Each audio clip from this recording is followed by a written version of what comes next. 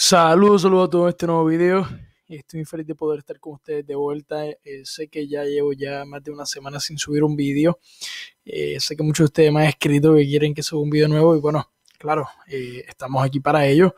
Les estoy hablando o estoy realizando este video a solo unas horas de que se produzca probablemente un ataque por parte de los Estados Unidos en Siria. Hay muchas razones para este ataque o muchas excusas a la vez para este ataque. Vamos a estar hablando sobre ello. Creo que actualmente han habido muchísimos cambios en menos de 2 semanas en el conflicto sirio y lo vamos a estar evaluando, pero antes de comenzar tengo dos cosas que comentarles. Primero, que allá abajo en la descripción les dejo la publicación que tanto les prometí. Es un nuevo libro sobre Puerto Rico, en el cual hablo sobre las fórmulas de estatus a las cuales podría acceder este territorio o colonia de los Estados Unidos hoy día. Hablo sobre la historia de cada fórmula política, hablo sobre la historia de Puerto Rico, hablo sobre colonialismo, hablo sobre las distintas facciones políticas en la isla allí también.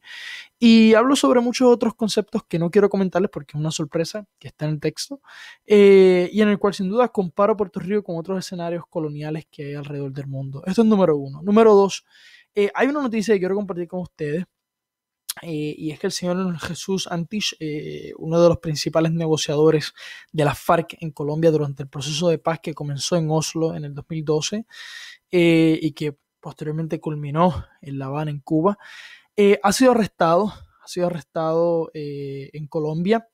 Algo muy interesante es que se le acusa de estar intentando exportar 10 toneladas de cocaína. Y bueno, este arresto sin duda alguna pone a prueba al acuerdo de paz firmado entre el gobierno colombiano y las FARC por varias razones, pero principalmente porque, bueno, uno de los principales negociadores ha sido arrestado. El problema es que antes del acuerdo se había establecido que no se iba ni siquiera, bueno, no se iba a extraditar a alguna persona que haya sido miembro de la FARC o ya sea parte de la alta jerarquía o de la baja jerarquía a los Estados Unidos. Pero esto solamente aplicaba para aquellos que, como ya mencioné, que habían cometido estos actos antes de la firma del acuerdo. Posterior a la firma del acuerdo de paz, esto quedaba sin vigencia y por lo tanto un miembro de la FARC que cometiera un acto como este, pues se enfrentaba con el escenario de ser exportado a los Estados Unidos. Es evidente, claro y notorio que las FARC en el pasado y bueno, ya en menor escala ahora, ha trabajado con exportar cocaína, heroína y otras drogas a través de Latinoamérica, en muchos casos también a través de la frontera con Venezuela. Incluso han habido casos en los que se han intentado relacionar a grupos como Hezbollah, que es uno de los principales productores y exportadores de cocaína en el mundo. Bueno, con este escenario del que les estoy hablando. Es una noticia que me parece muy interesante porque sin duda alguna va a poner a prueba este acuerdo. Y bueno, también este señor fue elegido al Congreso de Colombia. Así que bueno, habrá que ver cuáles son las próximas movidas que habrán de tener lugar en el país con respecto a este asunto. Vamos directamente al tema que nos concierne a todos, que es Siria. Vamos a alejar un poco este mapa porque yo creo, sin duda alguna, que la situación en Siria es peligrosa. Es muy peligrosa por varias razones. Vamos a movernos un poco acá al mar Mediterráneo. Primero, la base aérea que tiene acá Gran Bretaña en Chipre, ha habido una actividad inusual ante la posibilidad de que los Estados Unidos o bombarderos de los Estados Unidos intenten bombardear la porción oeste, de Siria, proveniendo desde esta base aérea. Pero también vamos a ver, y ya les daré los nombres, los Estados Unidos está enviando varios cruceros y frentes de ataque, ¿verdad? Junto a estos cruceros a nivel aéreo y también marítimo para acercarse a las costas tanto libanesas, ¿verdad? Como al norte del Líbano, como también al oeste de Siria. Primero, hay una posibilidad de que los Estados Unidos bombardee o realice un ataque con misiles en Siria. Y como les he comentado, como les acabo de comentar, no solamente provenientes desde la costa mediterránea, sino también desde la base militar aérea, perdón, la base aérea que tiene Gran Bretaña en Chipre. Pero también hay algo muy interesante para poder validar este argumento. Y es que Israel dice que el primer ministro Benjamin Netanyahu cree sin duda alguna que el presidente Trump ordenará un ataque en Siria. Además, Israel dice que ante toda la escalada que también está teniendo Israel con Siria, porque esto no es solamente una escalada entre Estados Unidos y Siria, pero también hay otra escalada entre Israel y Siria por unos actos de los cuales les estaré hablando. Pues Israel dice ahora que tiene contactos constantes con Rusia y también incluso hoy se ha reunido el embajador de Israel en Moscú con el viceministro de Asuntos Exteriores de Rusia.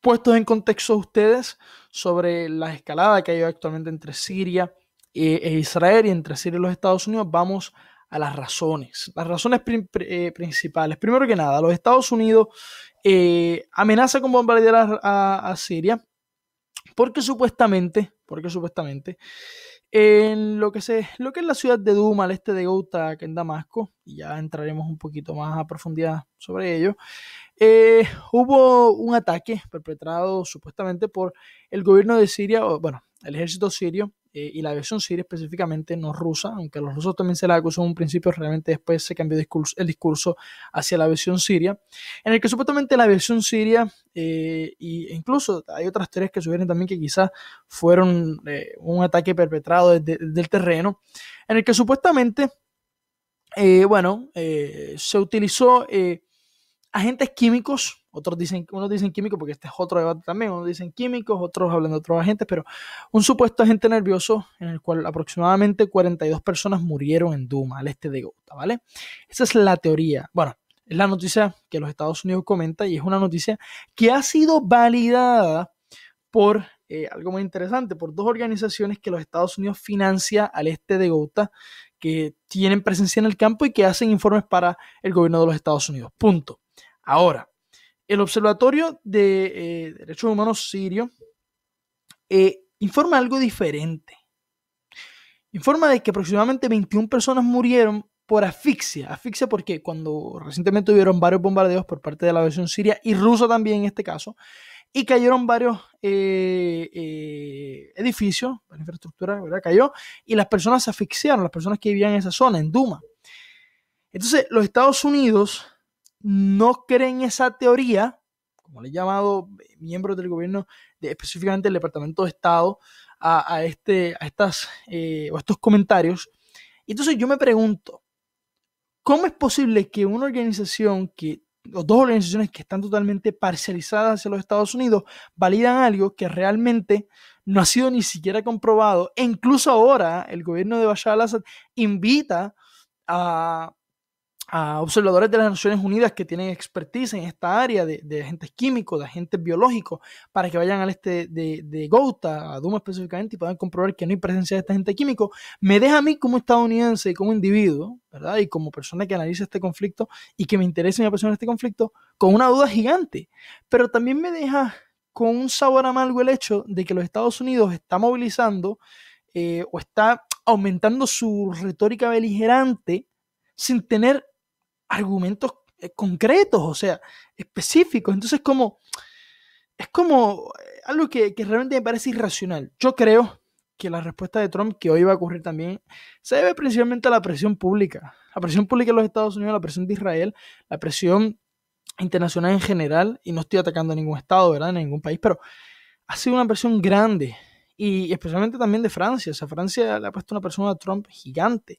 Y bueno, la respuesta va a ocurrir. Yo no creo que haya una incursión militar por parte de los Estados Unidos en Siria. Va a pasar probablemente lo mismo que pasó el año pasado, que los Estados Unidos atacaron contra una base militar de Siria, una base aérea, disculpe, Siria, y atacó varios aviones de la aviación siria, y ya. Y es una manera retaliatoria de dejarles saber, miren, estamos aquí y si ustedes toman ciertas medidas que para nosotros las vemos como incorrectas, pues vamos a actuar. Pero yo no creo que haya un conflicto. De hecho, sería esto incoherente con las acciones que tomó el presidente Trump hace unos días, en los cuales le pidió al Pentágono de los Estados Unidos que retiraran a todos sus combatientes y asesores militares. Cuidado, que esto a las milicias kurdas del norte de Siria no le podrían ir bien. que retiraran a todos los asesores y combatientes estadounidenses de territorio sirio. El problema es que, como les voy a enseñar también, en el norte de Siria vemos que, aunque se ha dado esta supuesta petición al Pentágono de los Estados Unidos fortalece su presencia en ciertas zonas del norte de Siria. Pero vamos a llegar ahí. Nada, dejando todo esto de lado, ya les he comentado de que el presidente Trump ha tomado esta decisión de movilizar además, ¿verdad? Del Donald Cook, que es un gran perrero que tiene un portaaviones bastante extenso. Los americanos también están enviando al mar Mediterráneo, primero que nada, al cargador de aviación, el USS Harry Truman, también está enviando al cargador, el Erwin VII, al USS Hugh City, que es un crucero de misiles. También ha enviado 6 Arleigh Burke class destroyer, que son unos destructores bastante grandes, deberían de buscarlos en internet, eso es una pasada. Y también ha enviado una fragata de Oliver Hazard Perry, que es una clase bastante particular. Y bueno, me parece a mí sin duda que la retórica beligerante que está llevando Trump, pero que también está no solamente llevando, sino la cual ha incoado a nivel práctico y militar, me parece a mí peligrosa. Ahora, insisto de nuevo con lo mismo, ¿vale? El llevar acciones en base a 2 fuentes que tú financias, las cuales tienen vínculos con los grupos rebeldes y grupos terroristas que combatían en el este de Ghouta, es peligroso. Es peligroso porque pudieras estar tomando unas acciones en contra de un Estado soberano, independientemente de que que a ti te agrade o no ese régimen o dictadura, como le quieras llamar. Es un territorio soberano y punto. Y tomar acciones como estas son acciones que a Rusia no le gustan, a Irán tampoco, y que pudieran desembarcar en acciones que Hezbollah e Irán pudieran llevar a cabo en contra de Israel. Ya voy a llegar ahí para que vean por qué digo este argumento. Pero bueno, me parece a mí que esta acción es un error, pero va a ser lo mismo que pasó el año pasado. No veo más allá de que ocurra otra cosa. ¿Y por qué les digo que pudiera ocurrir un ataque por parte de Hezbollah y de la Guardia Revolucionaria Islámica de Irán, que se concentra principalmente, además de su presencia en Abu Kamal y en el este del país, también se concentra aquí cercano a la frontera con los Altos del Golán, especialmente en Kanakir? Aquí en esta zona, aquí Hezbollah fue clave, lo que se conoce como As-Salamain. O sea, esto es peligroso. Las acciones que Trump va a llevar a cabo son peligrosas, y es por ello que vemos que Israel ha movilizado el Domo de Hierro, ¿verdad? Un sistema de antimisiles muy, muy avanzado, que de hecho lo he visto presencialmente cómo actúa. Y bueno, ha movilizado este sistema antimisiles en caso de que Irán y Hezbollah le pudieran atacar. Pero también esto ocurre, y aquí lo que ocurre, disculpen, lo que ocurre es, y me equivoqué, lo que ocurre también es que Siria pudiera atacar, bueno, en este caso Hezbollah e Irán pudieran atacar a Israel, porque también hace unos días atrás Israel,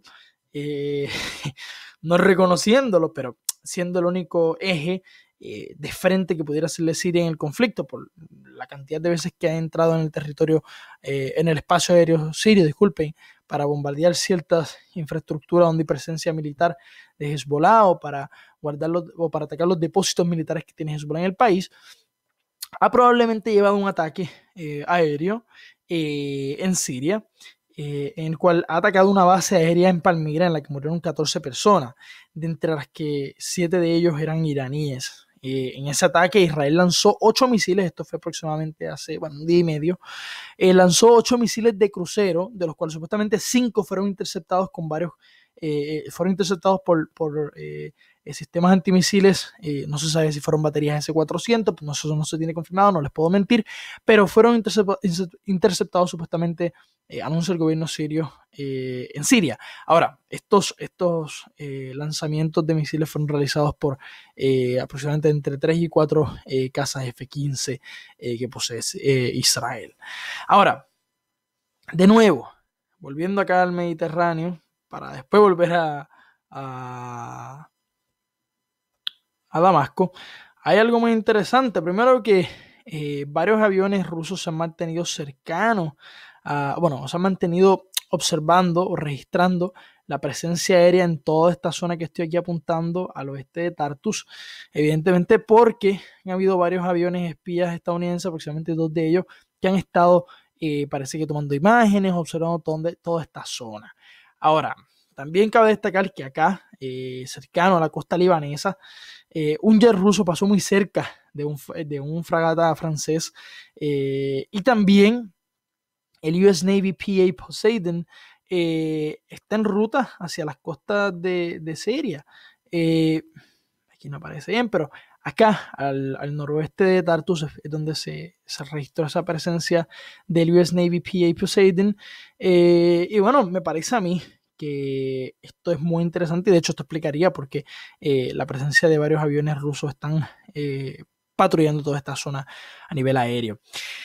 Cabe destacar también algo que me llama muchísimo la atención, que es que Rusia ha bloqueado todas las señales de los drones que los Estados Unidos también está utilizando acá en Latakia, cercanos a la base naval,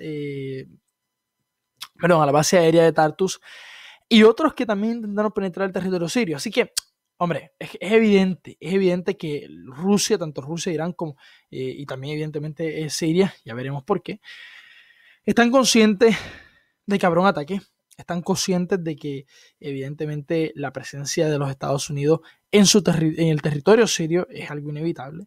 Y bueno, es evidente con las acciones que estamos viendo. Ahora, ¿qué ha pasado en Damasco? En Damasco han estado ocurriendo muchísimas cosas muy interesantes. Primero,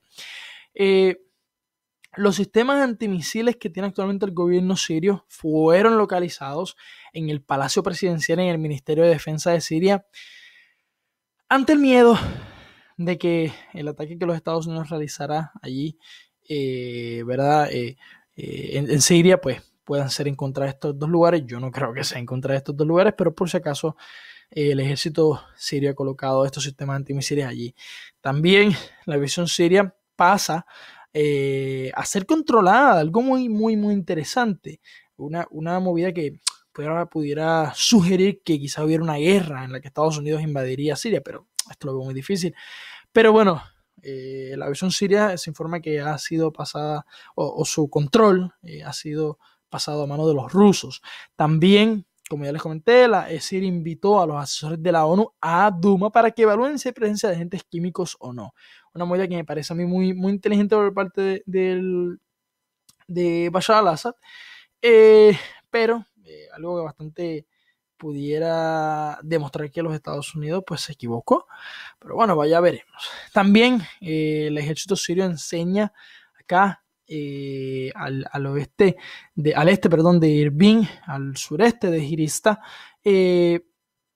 una fábrica de misiles SA-5, son misiles sirios, una tipología de morfológicamente hablando son misiles sirios, que son unos misiles que se destacan por ser tierra-aire, de los cuales se demuestra o intenta demostrar el ejército sirio de que subterráneamente los rebeldes o grupos terroristas que combaten o que combatían al este de Damasco, y quiero hacer un intervalo después que culmine con esto, lo que demuestra que ellos tenían la capacidad para desarrollar este tipo de misiles, y lo cual también sugiere que muchos de estos individuos pertenecían al ejército sirio, porque este es un tipo de tecnología que solamente poseía el ejército sirio antes de la guerra.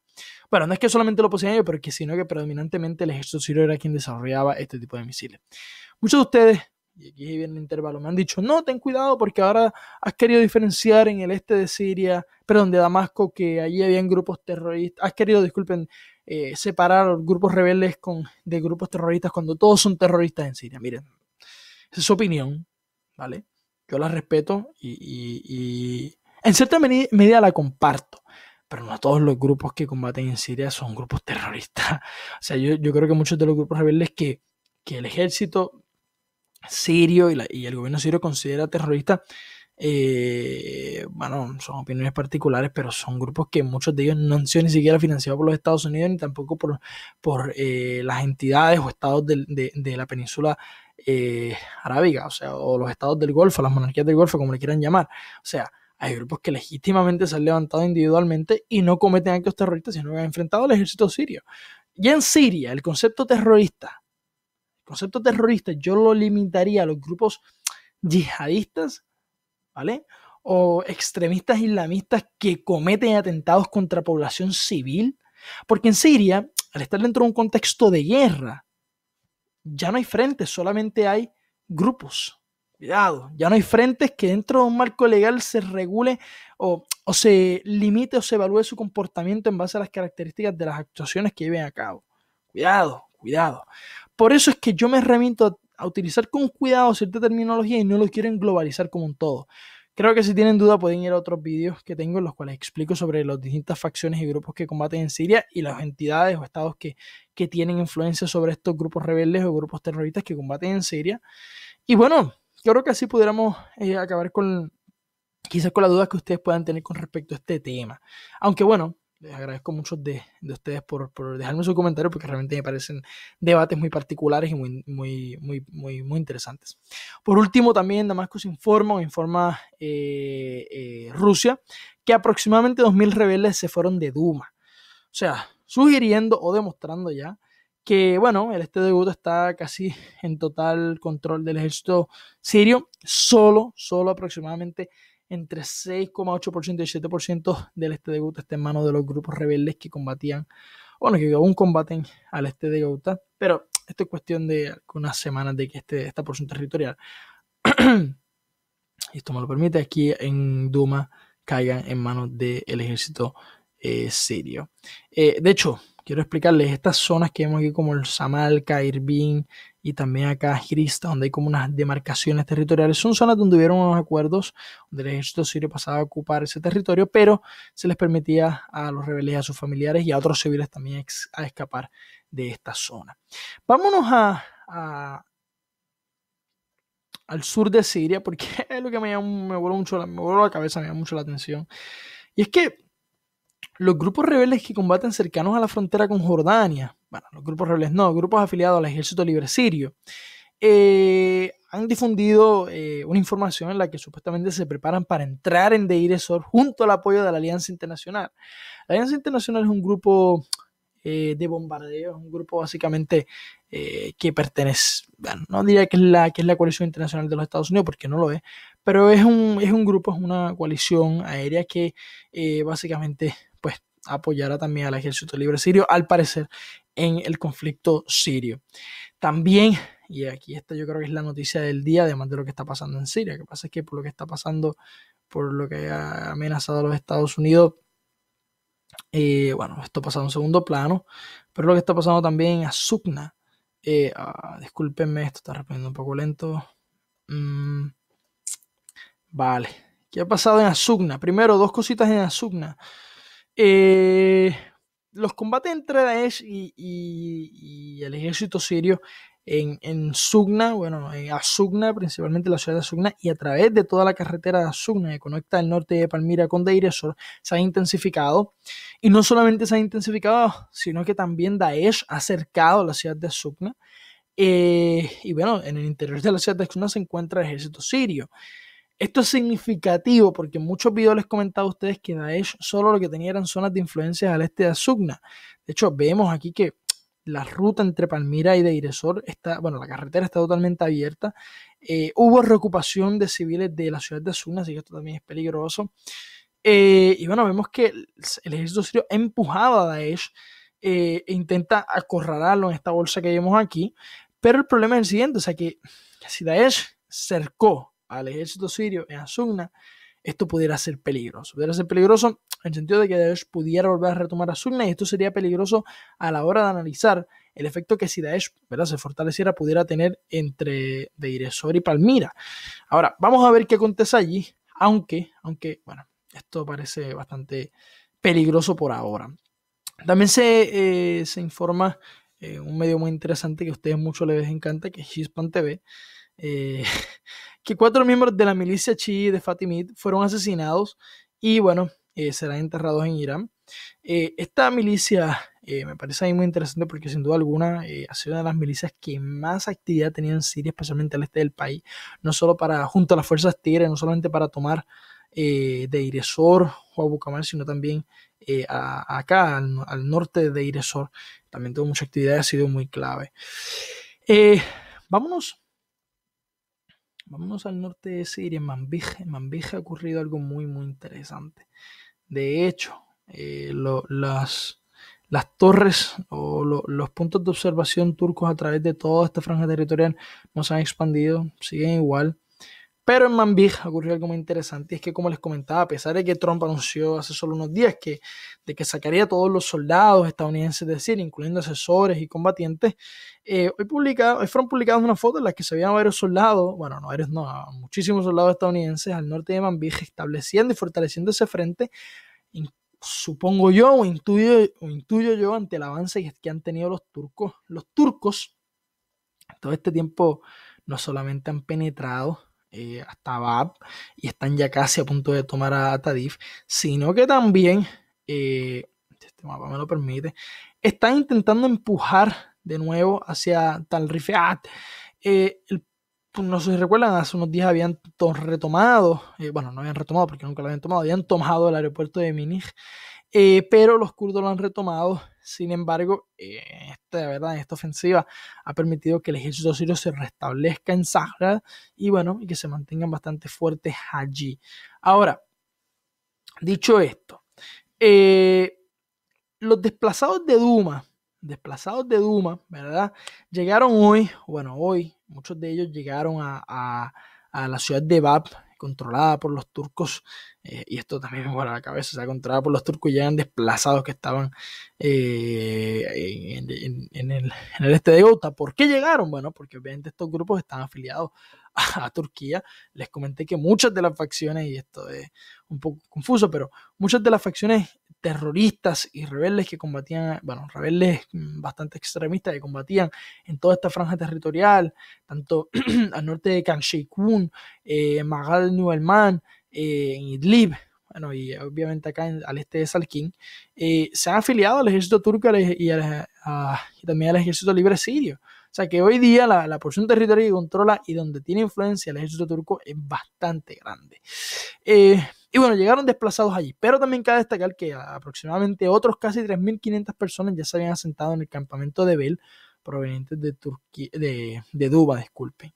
También cabe destacar que en la ciudad de Afrin, 5 personas murieron hoy debido a la explosión de una mina dejada atrás por los YPG.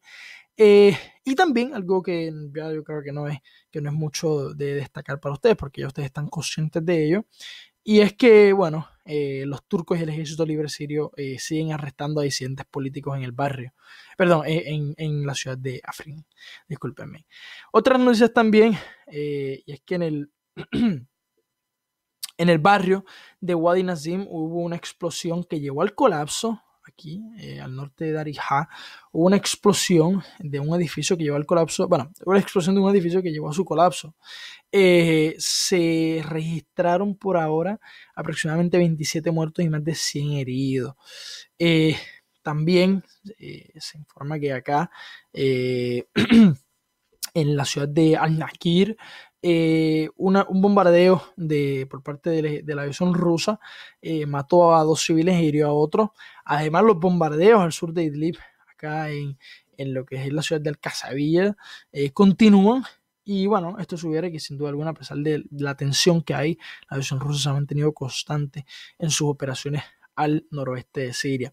Vámonos acá a Hama, y es que en Hama ha ocurrido algo muy interesante, y es que, bueno, primero que nada, antes de continuar con la última noticia, disculpen, la aviación rusa sigue volando sobre el espacio aéreo de Hama y sigue observando toda esta zona para ver las movidas que está teniendo los grupos que combaten acá al sur de Khan Sheikhoun. Me parece a mí que esto es sin duda para tomar fotos, imágenes sobre las movidas o los avances que pudieran estar planificando estos grupos a nivel de terreno. Finalmente, cabe destacar que 40 prisioneros fueron liberados hoy de la cárcel central de Hama, luego de que fueran acusados por cargos políticos. Esto es interesante, aunque hay que ver la extensión del efecto que esto pudiera tener realmente en el gobierno de Bashar al-Assad. No sé si es una movida preventiva, una medida para demostrar de quizás sus posibles capacidades democráticas o su interés porque haya disidencia en el país, pero bueno, es una acción y bueno, esto es todo por hoy. Espero que les haya gustado este vídeo, gracias a todos por su apoyo, realmente estoy muy muy feliz de poder estar de vuelta con ustedes. Y nada, continúen pendientes aquí, ¿verdad? Aquí en este canal, todos los acontecimientos más recientes sobre Siria, más completos. Y bueno, yo creo que de los comentarios o contenidos más eficientes Y no es porque lo haga yo, es porque ustedes me dan la energía y me dan el apoyo y la emoción para poder realizarlo. Gracias a todos por su apoyo, que tengan un buen día, una buena tarde o una buena noche.